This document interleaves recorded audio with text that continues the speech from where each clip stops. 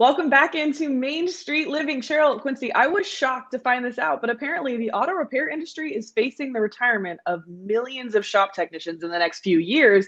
And currently, there are not enough trained technicians to fill those jobs.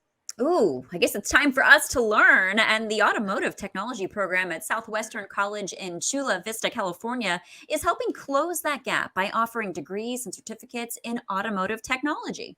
And here's the best part. There are generous scholarships available like the one Jacob Campbell is a recipient of. Take a look at this. It's got fluid, and the fluid's actually pretty good so far. The automotive program here typically takes about 2 years if a student does it consistently from beginning to end. So it's basically centered around the ASE exams, which are on a system of A1 through A8. And each class is based on preparing them for that ASE exam. So here we learn everything from like basic maintenance to how to basically take apart and put together transmissions, piece by piece. We are learning how to do the car electronics. That's basically like if you have a blown fuse, to shorted wires, to how to determine, if your alternator's bad. We have some really good teachers here, especially Mr. Palmer. He's an amazing teacher, and he's actually really helping us really get it through. So our electrical program specifically has really ramped up.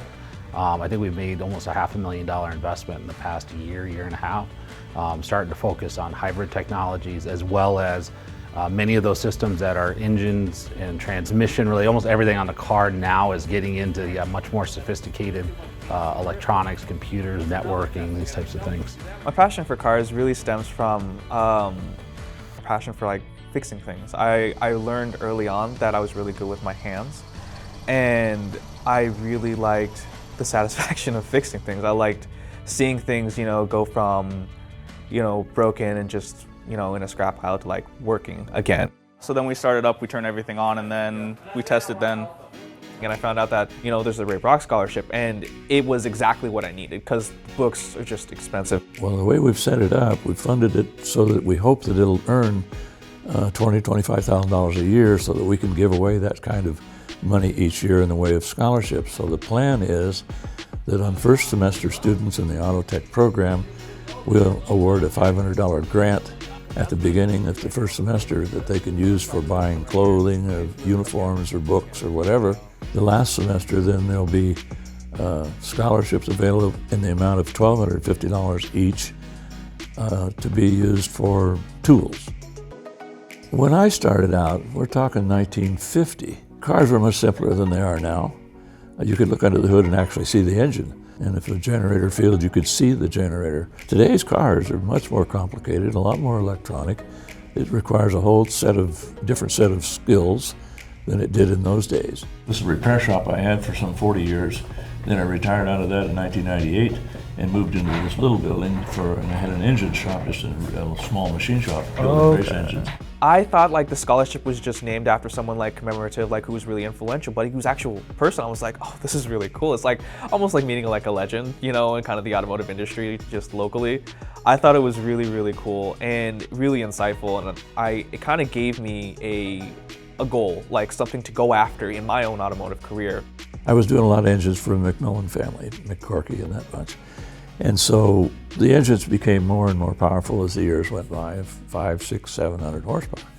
Well, finally the transmissions just couldn't handle it. We developed this transaxle and equipped it to handle as much as 850 horsepower, so we could hope to put one in a race car and make it follow, finish a race and not have it fail in the middle.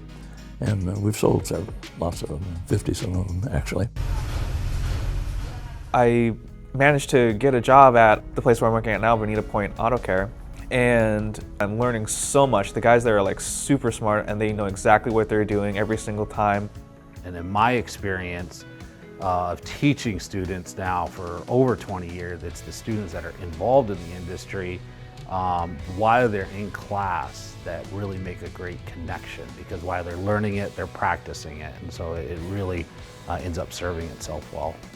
I'm just really excited about the program here at Southwestern, bringing in manufacturer support, bringing in new equipment, and kind of where we're going and the opportunities for these students. is going to be worthwhile. Am I nuts? Oh yeah. Wow, Danielle, Cheryl, it's not often you get a chance to meet the person who's named after a scholarship. That's pretty cool. Yeah, Oh, big love time. that stuff. And guys, Southwestern College is currently building a new site that will be completed at the end of 2022, which will also include training on electric and hybrid vehicles. Very neat stuff. You can find out more information about the program at swccd.edu. Well, stay tuned. We've got more Main Street Living coming up next.